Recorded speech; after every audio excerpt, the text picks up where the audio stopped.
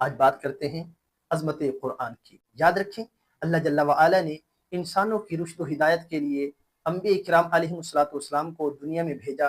اور اسی طرح ان پر مختلف کتابیں اور صحائف نازل فرمائے۔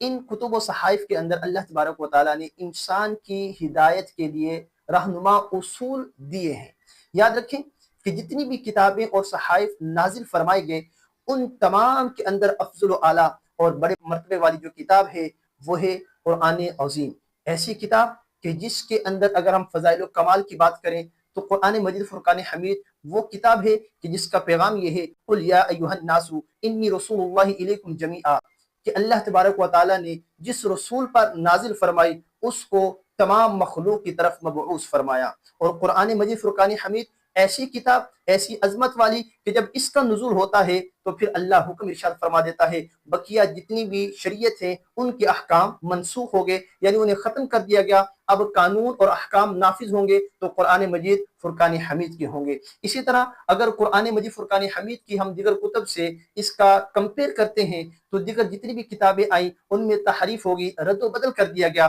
لیکن قرآن ایسی لاریب کتاب ہے کہ اللہ جل وعلا نے ارشاد فرمایا اِنَّا نَحْنُ نَزَّلْنَا الذِّكْرَ وَإِنَّ لَهُ لَحَافِظُونَ، کہ ہم اسے نازل کرنے والے ہیں اور ہم ہی اس کی حفاظت کرنے والے ہیں۔ اسی طرح قرآن کے اگر اعجاز کی بات کی جائے کہ قرآن ایسی کتاب ہے جو عاجز کر دینے والی ہے۔ جی ہاں، اہل عرب کے ہاں بڑے بڑے فصحاء و بلغاء گزرے ہیں، بڑے بڑے شعراء گزرے ہیں، فصیح و بلیغ کلام کرنے والے گزرے ہیں، لیکن قرآن کا اعجاز دیکھیے کہ آج تک اور رہتی دنیا تک جو ہے قرآن کی مثل کوئی لانے پر قادر نہیں ہے۔ جی ہاں، قرآن میں واضح اعلان ہے قُل لَئِنِ اجْتَمَعَتِ الْإِنسُ وَالْجِنُّ عَلَىٰ أَن يَأْتُوا بِمِثْلِ هَٰذَا الْقُرْآنِ لَا يَأْتُونَ بِمِثْلِهِ، فرمایا کہ اگر انسان اور جنات اس بات پر جمع ہو جائیں کہ قرآن کی مثل لائیں تو وہ اس کی مثل لانے پر قادر نہیں ہے۔ اسی طرح جب اللہ تبارک و تعالیٰ نے کفار کی اس چیلنج کو دیکھا، کفار کی اس دعوے کو دیکھا کہ ہم قرآن کی مثل لائیں گے، تو اللہ تبارک و تعالیٰ نے قرآن میں اعلان فرما دیا تو بِصُورَةٍ مِّن مِّثْلِهِ، اے محبوب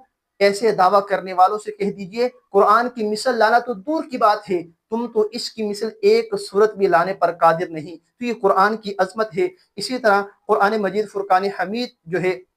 اس کا علمی اور روحانی کمال دیکھیے کہ سابقہ جتنی بھی کتب آئی ان کے اندر جو احکامات کو بیان کیا گیا، لیکن قرآن کے اندر اللہ جل وعلا نے نہ صرف احکامات کو بیان کیا بلکہ عقائد کا بیان قرآن میں موجود ہے، عبادات کا بیان قرآن میں موجود ہے، اخلاقیات کا بیان قرآن میں موجود ہے، معاشیت کا بیان قرآن میں موجود ہے، سیاست کا بیان قرآن میں موجود ہے، عدل و انصاف کا بیان قرآن میں موجود ہے۔ بلکہ قرآن کی شان تو یہ ہے، اللہ فرماتا ہے تبیانا لکل شیء، ہر چیز کا بیان قرآن کے اندر رکھ دیا گیا ہے۔ اللہ تبارک و تعالی ہمیں قرآن کی اس عظمت کو سمجھنے کی توفیق عطا فرمائے۔ اللہ جل وعلا قرآن کے احکامات کو سمجھنے اور اس کے مطابق عمل کرنے کی توفیق عطا فرمائے۔ آمین بجاہ خاتم النبیین وصلی اللہ تعالی علیہ وسلم۔